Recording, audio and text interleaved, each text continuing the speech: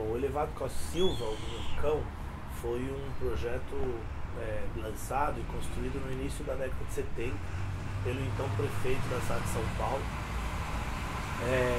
que era o Paulo Maluf. Né? Ele representa ele é um símbolo de uma forma de fazer política típica daquele momento do autoritarismo militar e também daquele momento da história do mundo, né? Quer dizer, você tinha, do ponto de vista internacional, era o momento do fortalecimento do modelo de crescimento muito baseado no automóvel. Quer dizer, isso já vinha, né? O grande impulso da industrialização capitalista e do capitalismo ao longo do século XX se deu em torno da indústria automobilística. O Brasil, como país de industrialização tardia, entrou nesse impulso de crescimento baseado na indústria automobilística um pouco mais tarde do que os países centrais. Então, a indústria automobilística veio para cá nos anos 50, 60. Então, os anos 70 era o auge, né, em que você tinha o crescimento da indústria brasileira, o milagre econômico brasileiro, e o milagre econômico era muito baseado também no crescimento industrial, no crescimento da indústria do automóvel. Então, o automóvel virou e se tornou o modelo essencial de mobilidade das nossas grandes cidades, o que viria a ser o problema atual. Quer dizer, hoje em dia a gente tem isso como um grande problema e uma grande dificuldade em se desfazer desse modelo do automóvel que, vamos dizer, se enraizou, né, na nossa sociedade por seu modelo individualista, consumista e assim por diante. Mais ou menos na mesma época em que São Paulo começava a criar o metrô, se lançou o Elevado Costa e Silva como uma solução de mobilidade para uma conexão da cidade que não é entre o centro e a zona oeste, que não era exatamente uma conexão fácil do ponto de vista viário. Não existia muita via expressa, porque na verdade o modelo radial concêntrico ele tinha muitas avenidas radiais, 9 de julho, 23 de maio, Pacaembu, etc. e tal, mas as transversais ainda não eram, né, muito comuns. Né? Então, para quem vinha ali da Zona Leste e chegava no centro da cidade com a intenção de continuar ali para Barra Funda, não existia uma conexão expressa, assim como, por exemplo, existia todo o corredor norte-sul, da 23 de maio, da Tiradentes e tudo mais. Tudo no Brasil tem que ser visto sempre por dois ângulos. Né? O Brasil é um país dilacerado, né, em dois, um grupo de privilegiados e um grupo de excluídos. Isso, naquele momento dos anos 70, talvez fosse ainda mais forte, porque era o auge de uma política de concentração de renda e não existia nenhum interesse, como hoje até pode existir, a partir do advento de governos mais de esquerda, no fim da ditadura, etc. e tal, de se atender, vamos dizer, a população mais pobre da periferia. Na verdade, para a população, para a grande maioria da população paulistana, aquilo lá, do ponto de vista da mobilidade, não afetou. Mas, para a minoria que se utiliza do automóvel e que é uma minoria que manda, que é a minoria, a elite econômica, que se utilizava do automóvel, que tinha acesso ao carro, e naquela época ela era ainda muito menos significativo do que hoje em dia, em que você tem uma popularização do carro 1000 e do acesso ao automóvel. Claro que para essa população melhorou muito, né? Mesmo porque pelo fato de ainda não ter essa expansão do automóvel e o número de automóveis que a gente tem hoje, que colapsou o sistema viário, aquele sistema viário não era colapsado. Então é exatamente por causa dessa tragédia urbana que o Minhocão, vamos dizer, provocou, que hoje se fala em destruir, em acabar com o Minhocão. É importante dizer que nos Estados Unidos, aquelas grandes vias elevadas que eu falei, em muitas cidades foram destruídas e implodidas há muito tempo, já nos anos 80 ou 90. Porque justamente a constatação do efeito negativo do ponto de vista urbano foi feita assim como foi feita aqui. Né? Qual é o efeito negativo do Minhocão? São vários. Né? Eu acho que ele teve efeitos negativos e teve um único efeito positivo que está sendo esquecido hoje em dia. Os efeitos negativos é que ele cria uma barreira urbana fenomenal e ele, ao sombrear toda a parte térrea de onde ele passa, ele aniquilou, ele matou a rua que tinha embaixo, o começo da Avenida São João e depois toda a continuação ali que absolutamente perdeu o seu caráter urbano, o seu caráter de vida urbana, porque, para começar, não tem mais sol, quer dizer, permanentemente escuro, permanentemente úmido, no inverno é frio, então é cinza. Então o minhocão que passa em cima, ele matou a cidade que tinha embaixo. Isso foi um primeiro elemento.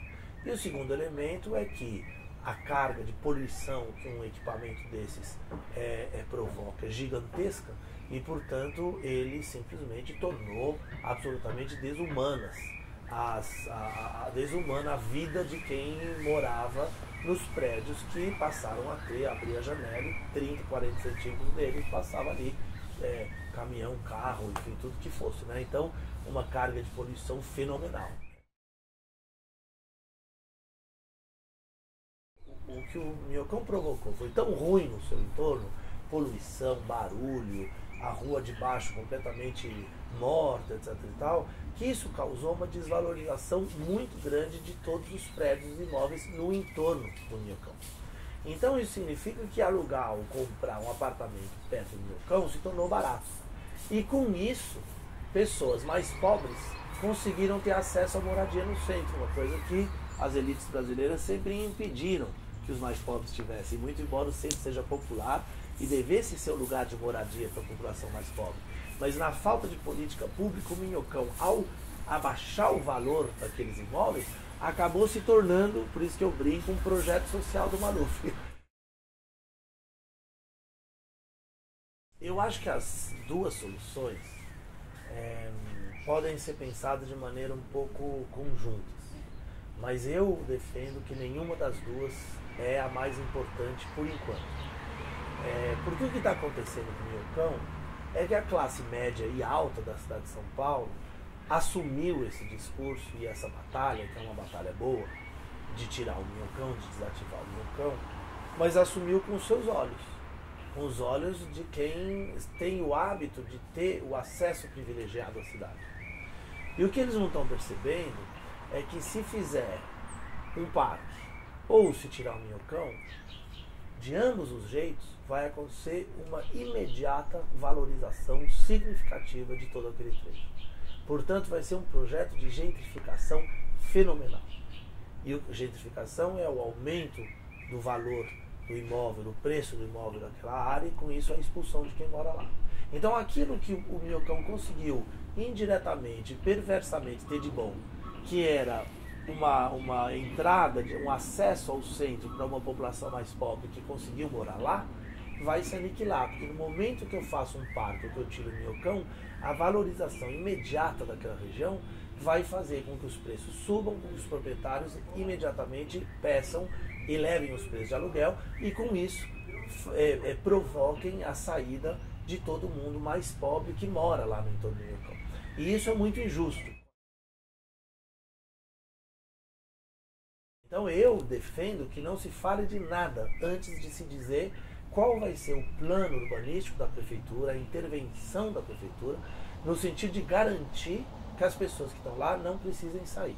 Vai ter uma lei do inquilinato específica para aquela área, vão se criar as zonas especiais de interesse social, vai se dar direito, tem que dar um direito da pessoa ficar lá. Na Europa existem muitos instrumentos para poder fazer isso. Por exemplo, na França é muito comum que, se você queira comprar um apartamento ou uma casa de uma pessoa com uma certa idade, acho que mais de 70 anos, que esteja lá há mais de 10 anos ou 15 anos, o imposto que você paga é quase o dobro do valor que você vai pagar pelo imóvel, para impedir que essa transação seja feita, para dar à pessoa a garantia de que ela consegue segurar a pressão do mercado.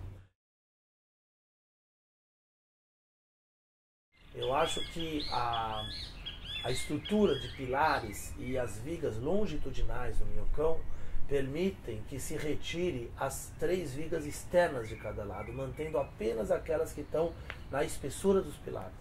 E, portanto, seria possível usar essa estrutura para fazer passar ali em cima um VLT, um trem, uma espécie de um metrô aéreo leve, que poderia, silencioso, né, que nem você tem nas cidades europeias, e que poderia, portanto, fazer toda a conexão, passando pela Santa Cecília, Barra Funda, chegando até ali Uninove da Barra Funda, né, parando nos diferentes as diferentes centrinhos que você tem por ali e dando uma alternativa de transporte de massa, ao mesmo tempo que abriria a entrada de luz, porque você teria uma eliminação de grande parte das pistas lá de cima, de 80% das pistas lá de cima.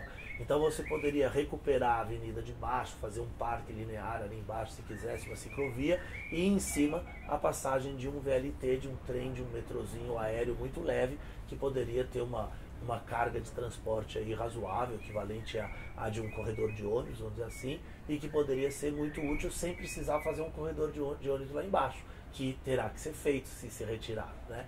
Então, eu acredito que essa seja a melhor solução. Não sendo essa, eu acredito que tem que se retirar, porque fazer o parque não traz de volta a luz e não recupera o térreo. Agora, quando se retirar, evidentemente que pode se deixar ali uns trechos como lembrança, né? Um pouco como se fez com o Muro de Berlim. Você pode deixar uns trechos com parque elevado para fazer uma brincadeira urbana e tudo mais. Eu acho que isso não é muito problema. Os lugares em que ele está mais afastado do prédio, você pode deixar uns trechos ali que você faz um parque elevado. Essa questão do impacto do sistema viário é muito complicada de ser analisada pelo seguinte, porque o sistema já está colapsado. Então qualquer coisa que se faça colapsa. Se o cara espirrou na Marginal Pinheiros, tem 5 km de congestionamento. Então, claro que na hora que você retira o minhocão, você vai, num primeiro momento, ter um impacto muito grande. Só que dentro do colapso, esses impactos são rapidamente absorvidos. Então você vai ter num primeiro momento um impacto muito grande e num segundo momento uma capilarização do minhocão para as ruas do entorno. Então o que vai acontecer é que vai aumentar significativamente o trânsito das pequenas ruas que tem ali na Santa Cecília e tudo mais, que hoje em dia tem pouco tráfego, que vão se tornar vias de tráfego pesado da noite para o dia. Então o impacto nesse sentido vai ser muito grande. Agora, o que não pode cair é na fraqueza de se pensar como se pensava antes, que era um pensamento baseado no automóvel. E de dizer, se eu tiro o minhocão, eu tenho que substituir alguma coisa no lugar. Então, na última gestão, se pensou que no plano diretor, que você ia, na operação urbana que você ia ter ali na região da Barra Funda ali, você poderia fazer uma via expressa ao longo do trem, né, enterrando o trem e eventualmente fazendo uma via expressa por cima que ia substituir o minhocão nessa ligação centro-oeste, né, nesse trecho da cidade. É um erro fenomenal, porque você resolve um problema reproduzindo o mesmo problema um pouco mais para longe. A era das políticas decididas em gabinetes já acabou.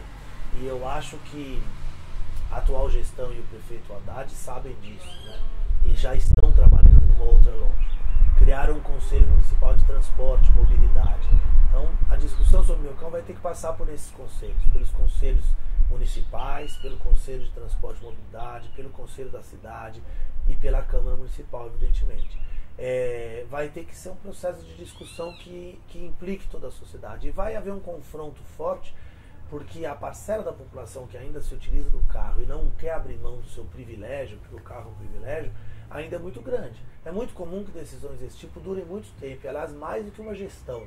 O que mostra, eu acho, uma atitude muito positiva e que deveria ser mais valorizada do prefeito Haddad atualmente, que é o de fazer projetos de transformação que vão muito além do seu mandato e que, portanto, podem ser muito prejudiciais do ponto de vista eleitoral.